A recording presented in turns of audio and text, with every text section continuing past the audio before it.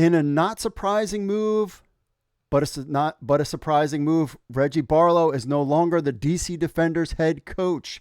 This happened a couple days ago, just days away before this kickoff.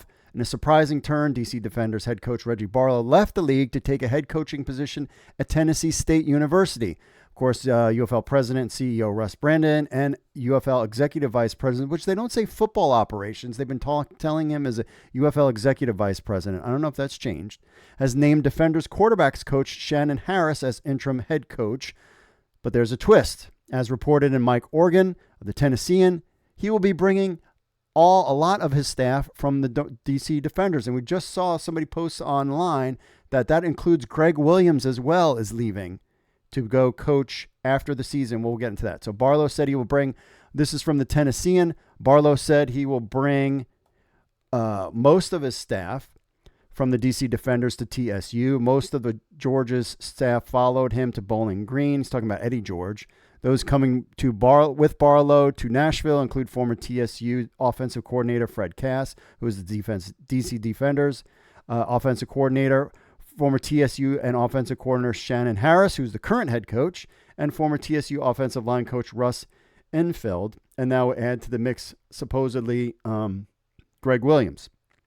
What's even more interesting about Barlow, and this is the part that kind of surprised me a little bit, is that Barlow leaving the UFL so close to the season, he's going into a school that actually has his own financial problems. TSU has undergone extensive staff cuts and layoffs while dealing with financial shortcomings and a drop in enrollment. The school is awaiting state approval to repurpose $154.5 million in state funds intended to help steer the school out of its current conundrum.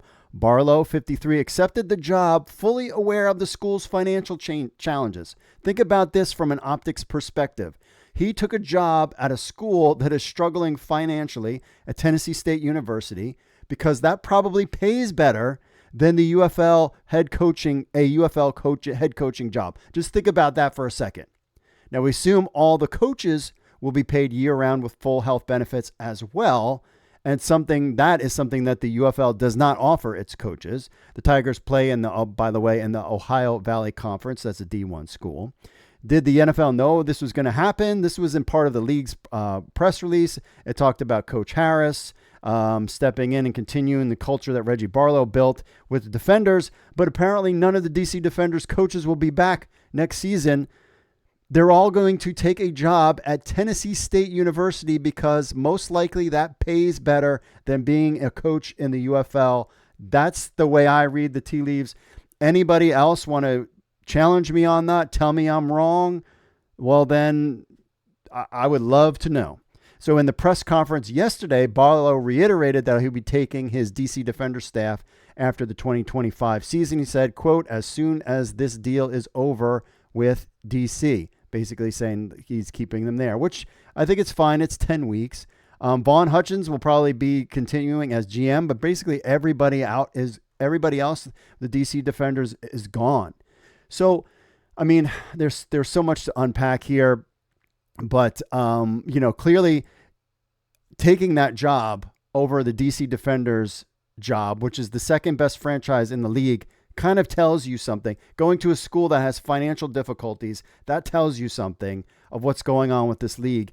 And this multi-billion-dollar company that owns the league, multiple billionaire companies, that they're not taking care of their players and coaches. They've cut back the coaches' pay. They've cut the health insurance. Coaches are not yearly salaried. I get that sort of, but now my opinion is starting to change because I feel like the wheels are coming off this league pretty fast. So he is out. Coach Barlow is out.